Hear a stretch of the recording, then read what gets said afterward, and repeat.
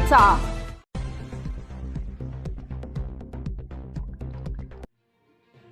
बागलाण तालुक्यातील कौतिकपाडे रस्त्यावरून धक्कादायक घटना समोर आली आहे। शाळा सुटल्यानंतर एसटी बसनं घरी परतणाऱ्या शालेय विद्यार्थ्यांना रस्त्याच्या कडेला वाढलेल्या काचकुरी झाडाचा मोठा त्रास सहन करावा लागलेला आहे। सटाणा कौतिकपाडे मार्गावर कौतिकपाडे ते मुळाणे दरम्यान समोरून येणाऱ्या वाहनाला वाट देताना बस रस्त्याच्या कडेला घेतली असता रस्त्याच्या बाजूला वाढलेल्या काटेरी काचकुरी झुडपांमधील सूक्ष्म काचेसारखे कण बसमध्ये उडाले। या कणांमुळे बसमधील सुमारे 18 विद्यार्थ्यांच्या अंगाला तीव्र खाज, आग व जळजळ सुरू झाली।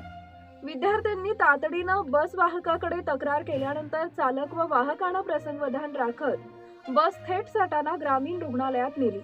ग्रामीण रुग्णालयात वैद्यकीय अधीक्षक डॉक्टर संदीप भगत यांनी विद्यार्थ्यांवर तातडीनं उपचार केले।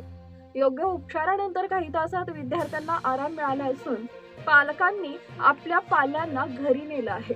घटनेची माहिती मिळताच सरपंच भूषण मोरकर, पोलीस पाटील बंडू दात्रे, माजी सरपंच राजेंद्र जगताप यांच्यासह नागरिकांनी रुग्णालयात धाव घेतली। या घटनेनंतर ग्रामीण भागातील रस्त्यांच्या दुतर्फा वाढलेली काटेरी झाडे, झुडपे वाहतुकीसाठी किती धोकादायक आहेत हे स्पष्ट झालेलं आहे। संबंधित विभागानं तातडीनं कारवाई करून रस्ते मोकळे करावेत अशी मागणी नागरिकांमधून व्यक्त केली जात आहे।